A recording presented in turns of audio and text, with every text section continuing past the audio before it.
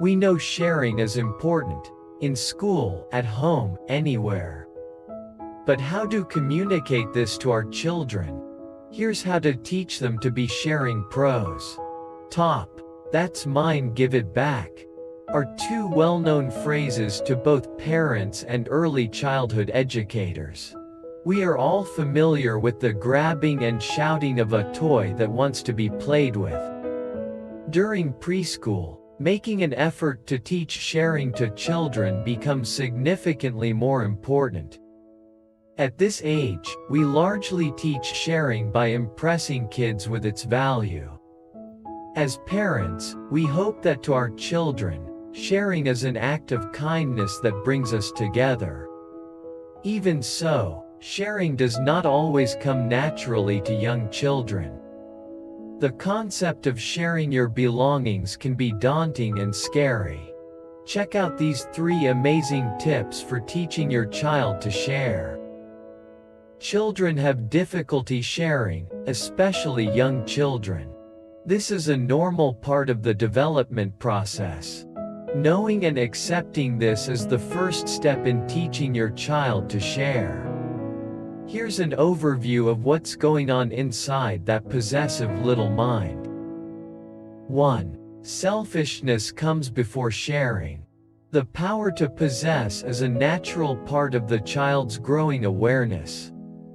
During the 2nd and 3rd years, as the child goes from oneness to separateness, this little person works to establish an identity separate from mother. I do it myself, and mine, scream the headlines in the toddler's tabloid. In fact, mine is one of the earliest words to come out of a toddler's mouth. The growing child develops attachments to things as well as persons. This ability to form strong attachments is important to being an emotionally healthy person. The 1-year-old has difficulty sharing her mommy. The 2-year-old has difficulty sharing her teddy bear. Some children get so attached to a toy that the raggedy old doll becomes part of the child's self. When asked to draw a picture of herself, 4-year-old Hayden would always include her doll, as if it were part of her body. Can you imagine convincing her to share this doll with a playmate? It was too important. She could not feel safe and secure if that doll was being handled by another child. 2. When to expect a child to share. True sharing implies empathy, the ability to get into another's mind and see things from their viewpoint. Children are seldom capable of true empathy under the age of 6. Prior to that time, they share because you condition them to do so. Don't expect a child less than 2 or 2.5 to easily accept sharing. Children under 2 are into parallel play, playing alongside other children, but not with them. They care about themselves and their possessions and do not think about what the other child wants or feels. But, given guidance and generosity, the selfish 2-year-old can become a generous 3 or 4-year-old. As children begin to play with each other and cooperate in their play, they begin to see the value of sharing. Attachment-parented kids may be more sensitive to others' needs and thus more willing to share, or they may be more aware of their own need to preserve their sense of self by not sharing. It's easier to share with someone less powerful than you or less threatening, i.e., someone younger, a visitor rather than a sibling, a quiet child rather than a demanding one. Much depends on your child's temperament. Follow your child's cues in judging when he is ready to share. Even at 4 or 5 years of age, expect selective sharing. A child may reserve a few precious possessions just for himself. The child is no more likely to share her treasured teddy or tattered blanket than you would share your wedding ring or the heirloom shawl your mother gave you. Respect and protect your child's right to his own possessions. Kids know kids. At 4, Matthew sized up his friend Johnny, an impulsive, curious child who would have been a natural durability tester for a toy manufacturer. Johnny explored every moving part, pulled and twisted them. Only the strongest toy could survive this child. Matthew recognized his friend's destructive nature and hid his more valuable and breakable toys when he saw Johnny coming. We supported Matthew's wisdom. 3. Don't force a child to share. Instead, create attitudes and an environment that encourages your child to want to share. There is power in possession. To you, they're only toys. To a child, they're a valuable, prized collection that has taken years to assemble. Respect the normal possessiveness of children while you encourage and model sharing. Then watch how your child operates in a group play setting. You'll learn a lot about your child and about what kind of guidance he'll need. If your child is always the grabber, he'll learn that other kids won't want to play with him. If he's always the victim, he needs to learn the power of saying no. In the preschool years, your child naturally goes through a "what's in it for me" stage, which will progress into a more socially aware "what's in it for us" stage. Gradually, with a little help from parents, children learn that life runs more smoothly if they share. 4. Get connected. A child gives as he is given to. We have observed that children who received attachment parenting during the first 2 years are more likely to become sharing children in the years to come, for 2 reasons. Children who have been on the receiving end of generosity follow the model they've been given and become generous persons themselves. Also, a child who feels right is more likely to share. An attachment-parented child is more likely to have a secure self-image. He needs fewer things to validate his self-worth. In taking a poll of attachment-parented children in our practice, we found they needed fewer attachment objects.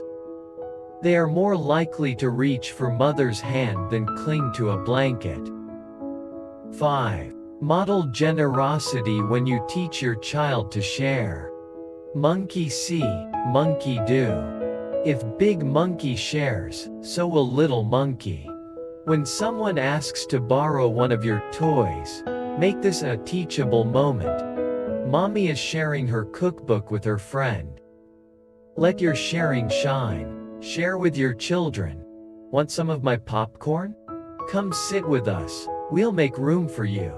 If you have several children, especially if they are close in age, there will be times when there isn't enough of you to go around. 2 children can't have 100% of one mommy or daddy. Do the best you can to divide your time fairly. No fair may be the single most frequently repeated complaint of childhood. Try to be an equal opportunity parent as much as possible, while teaching your children that other factors come into play in day-to-day life. 6. Play games. Play, share daddy. Placing the 2-year-old on one knee and the 4-year-old on the other teaches both children to share their special person. Even a 2-year-old can play, share your wealth. Give your 2-year-old some flowers, crackers, blocks, or toys, and ask her to share them with everyone in the room. Give one to Big Brother. Give one to Daddy. You want to convey the message that sharing is a normal way of life and sharing spreads joy. Lauren found a piece of chocolate in Martha's purse the other day. She happily ate it and then showed me a second piece she'd found.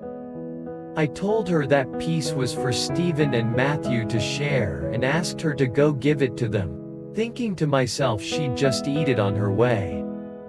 I didn't bother to go with her to see the inevitable. Bill later told me how cute it was when she walked up and doled out the halves, one to Stephen and one to Matthew. Teaching life principles through play. A good way to model principles to a young child is through play. Games hold a child's attention, allowing lessons to sink in the spirit of fun. Children are more likely to remember what they have learned through play than what they've heard in your lectures. Consider the character traits that are fostered during a simple game: humor, fairness, honesty, generosity, concentration, flexibility, obedience to rules, sensitivity, and the all-American value of competitiveness.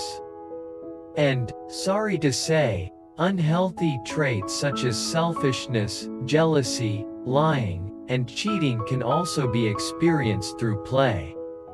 Expect playtime to reflect how life is to be lived and tolerate only principled play. 7. When to step in. While we don't expect toddlers to be able to share, we use every opportunity we can to encourage taking turns. Teach your child how to communicate her needs to her friends. Say something like, "When Catherine is all done with the car, then you can ride it." Ask her when she will be done, or, "Hold out your hand and wait. She'll give you the doll when she's ready." When a toy squabble begins, sometimes it's wise not to rush in and interfere. Give children time and space to work it out among themselves. Stay on the sidelines and observe the struggle. If the group dynamics are going in the right direction and the children seem to be working the problem out among themselves, stay a bystander. If the situation is deteriorating, intervene. Self-directed learning, with or without a little help from caregivers, has the most lasting value. 8. Time sharing. Using a timer can help you referee toy squabbles. Johnny and Jimmy are having trouble sharing the toy. You intervene by asking each one to choose a number, and the one who chooses the closest number to the one you thought of gets the toy first. You then set the timer. 2 minutes is about right for younger children. You can ask older ones to wait longer. When the timer goes off, the toy goes to the second child for the same amount of time, though he has probably forgotten that he wanted it. You may have to sell children on the plan with an animated, simple explanation.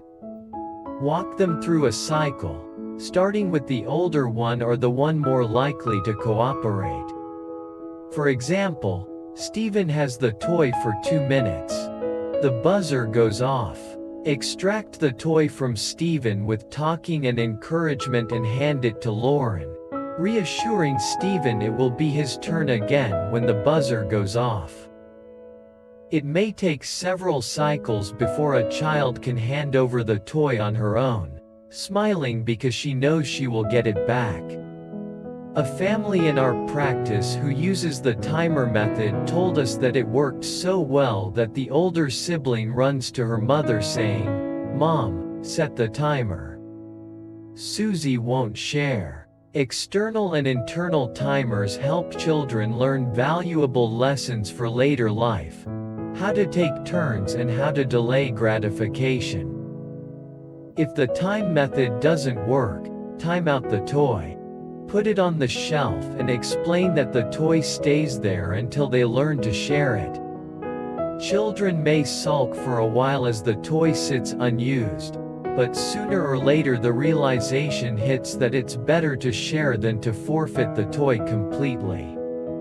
They will learn to compromise and cooperate so that everyone winds up winning.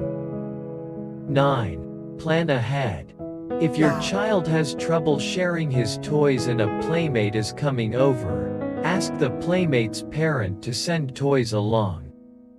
Kids can't resist toys that are new to them. Soon your child will realize that he must share his own toys in order to get his hands on his playmates. Or, if you are bringing your sharing child to the home of a non-sharing child, bring toys along. Some children develop a sense of justice and fairness at a very young age. One of our children didn't want to return to a friend's house because he didn't share. We made this a teachable moment by praising him. "Aren't you glad you like to share? I bet kids like to come to your house." 10. Protect your child's interests as you teach your child to share. If your child clings to his precious possessions, respect this attachment, while still teaching him to share and be generous. It's normal for a child to be selfish with some toys and generous with others. Guard the prized toy. Pick it up if the other child tries to snatch it. You be the scapegoat. Ease your child into sharing. Before play begins, help your child choose which toys he will share with playmates and which ones he wants to put away or reserve for himself. You may have to play referee. This is Susie's special birthday toy. You may play with these other ones until she's ready to share. Respect ownership. The larger the family, the more necessary it is to arrive at a balance between respecting ownership and teaching sharing. Point out, "That's Colin's toy, but this one belongs to the whole family." And, of course, encourage trading. Children easily learn the concept of family toys, such as television, which everyone shares. The mother of one large family with 4 close-in-age boys had a policy of the family toy pool. Gifts were enjoyed by the new owner for 1 hour, then they joined the pool of toys. Special toys that needed individual care were set apart in the owner's room. 11. Give your child opportunities to share. To encourage sharing, Janet gave 4-year-old Benjamin a whole cookie with the request, "Please give some of the cookie to Robin." He broke off a piece and gave it to her. It was good practice for Benjamin and, from his modeling, 2-year-old Robin learned about sharing. Oftentimes, you can teach values to your younger children by using older children as models. In this case, both the teacher and the student got a lesson in values, and Janet breathed a sigh of relief that Benjamin came through with the desired behavior. Overall, sharing is an important life skill that follows us all throughout adulthood. We as adults never truly stop sharing, whether it be clothing, food, or intimate parts of our lives. In other words, when we teach sharing to children, we're giving them a lifelong skill. Therefore, it is imperative that we teach sharing to our children at an early age. By illustrating the fun of sharing, using explicit language, and modeling sharing, it will eventually become second nature. Which tip are you excited to try out next?